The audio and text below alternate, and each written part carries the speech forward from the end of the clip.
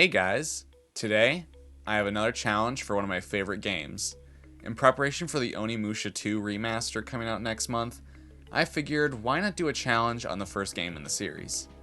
Today, I want to see if I can beat the entirety of Onimusha 1 with just the starting sword. Throughout the game, you acquire many different weapons to slay your enemies with, each serving a different purpose and being incredibly useful throughout the game, except for the Katana.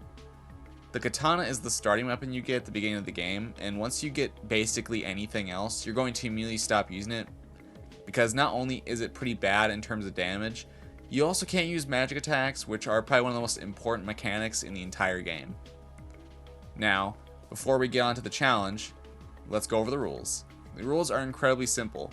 We can only use the starting sword to kill our enemies. The only exceptions are for destroying objects or opening seals on doors. We also don't count the sections where we play as Kaede, as she doesn't even get a sword, but instead gets a knife. I will also be playing on normal difficulty on the Xbox version of the game through an emulator. This version of the game has new enemy types and mechanics that make the original game much harder than the PS2 or the remastered version. Now that the rules are out of the way, let's get started. Once gameplay starts, we start our first encounter with the Genma. You can slash them and block them when they attack. After slashing them enough times, they run away and a new big bad shows up and beats the crap out of us. He grabs the princess and escapes, and we fall unconscious. But not all hope is lost. We get woken up by the Oni, who give us the Oni Gauntlet, which will help us kill demons and save the princess. Now that we're back on our feet, it's time to make our way to the keep not too far from here. Now that we have the gauntlet, we need to fight demons. And since we're only using the starting sword, one mechanic that is really important to get used to is critical attacks. By pressing the attack button right before getting hit, you kill the enemy in a single slash. You can also block and do a reflect critical, which also kills enemies in one hit. This is the only way to make the sword actually viable other than the charge attacks, because doing regular slashes just don't do enough damage. After killing all the demons in our way, we enter a cave where we find our next weapon. Now, when playing the game normally, you're meant to drop the katana at this point and just use the Oni weapons that you find, because almost every enemy is balanced around them. But since we can't do that, we just re-equip our katana and go about our day. We kill some enemies and collect some items before reaching a moat where we fight Osric. Humans are more tasty when angry, and I haven't eaten in a while.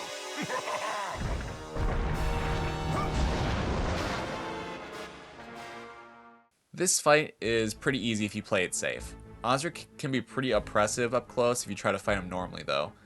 The best strategy for me was to use charge attacks, hit him when he's open, and then back off to charge again. When he enters his rage mode, just simply stay away until he tires himself out. Since the level 3 charge attack is pretty strong, it doesn't take too long to beat him.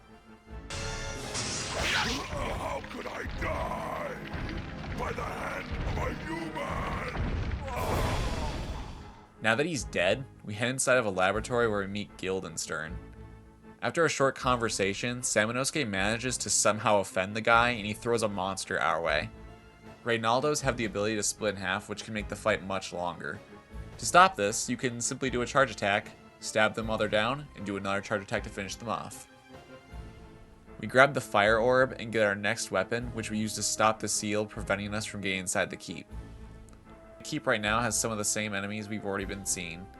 I think the only enemy to worry about at the moment are the guys with the big axes. They do a lot of damage and also have attacks where they'll break through your guard. I would beat them with charge attacks or just run away. I don't know if it's possible to do criticals on them, as I've never tried. If it is, let me know in the comments. Eventually, after reuniting with our partner, we reach probably the most infamous and well-known part of this game. If you ever played this game, you already know exactly what I'm talking about. The goddamn puzzle gauntlet. Thankfully, since I've played Onimusha a billion times already, I was able to beat this part on the first try. But back when I was a kid though, oh boy, I would have been raging.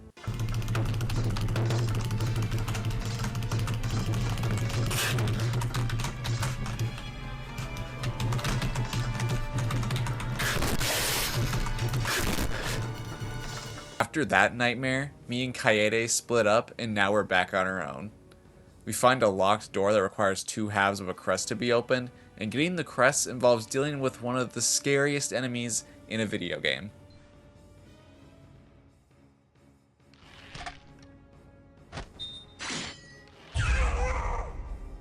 Ayame, if that's how you pronounce it, is straight up invincible, does a lot of damage, and will follow you through rooms to hunt you down. She also has probably one of the most insanely ridiculous attacks I think I've ever seen.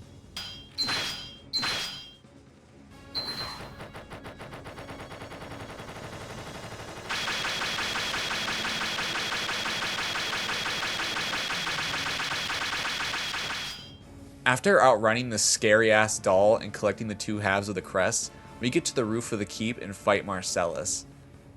This fight is just like Osric in that fighting him up close is bound to end with you getting your ass beat. My strategy to beat him was to lock onto him and circle him while charging my weapon.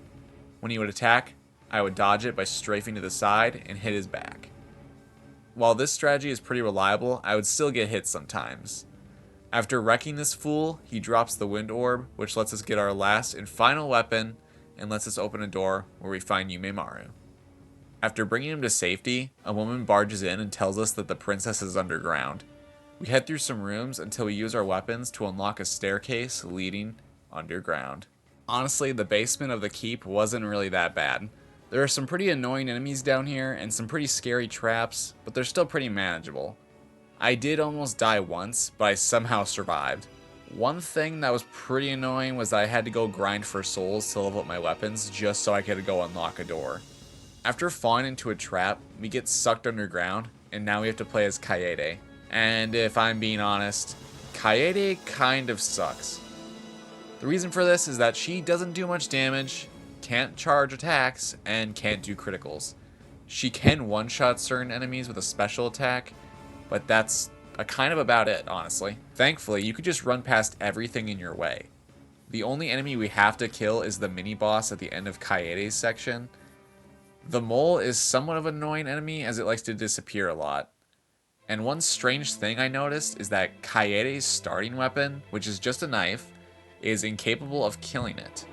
I spent 10 minutes fighting it with the knife, slashing it over and over, and it just wouldn't die. So I had to use the sacred knife to beat it. Once it dies, we're back as Samanosuke, and now we have to fight the Stellato. This guy is kind of pathetic if I'm being just honest.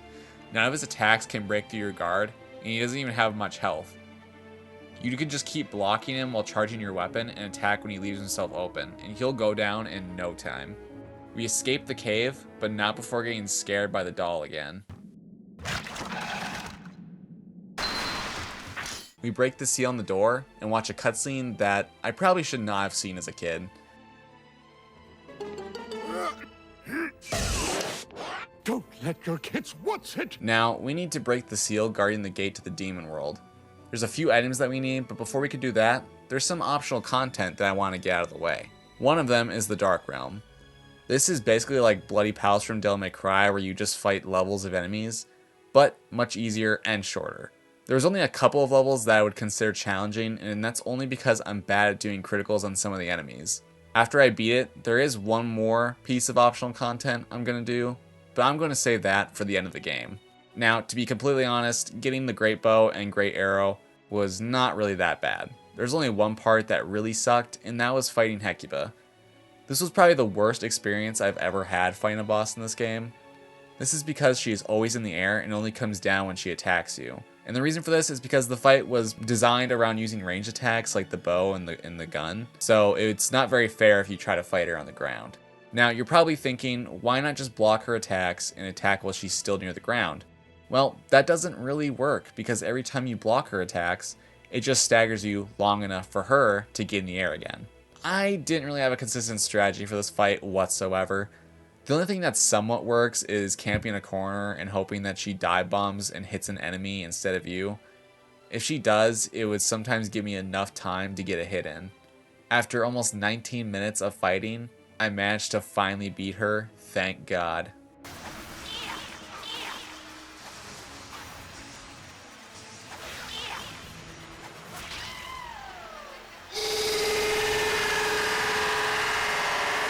Now that we're at the end of the game, it's time to attempt Ogre Tower. This is a piece of optional content that's only in the Xbox version and isn't even in the remaster or the PS2 version. It's basically just a harder Dark Realm.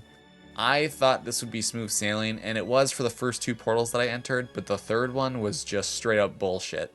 On one of the levels, you had to fight 2 huge axe demons in a tiny space. Not only do they have a lot of health, they also don't get stunned by charge attacks, and you can't block a lot of their attacks because they break through your guard and hit you anyways. This, along with them being able to kill me in 3 hits, means that there is no room for error. I was just getting wrecked over and over, and it got me so frustrated that I decided to just give up and fight the last 2 bosses of the game.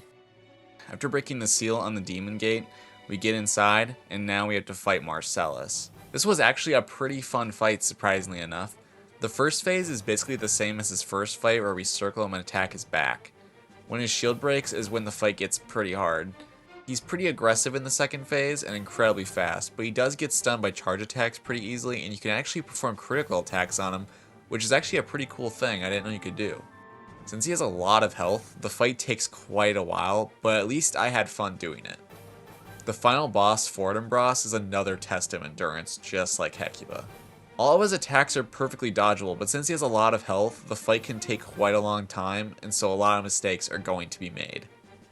I was slashing him quite a lot, and the fight still took 15 minutes, but I did eventually beat him.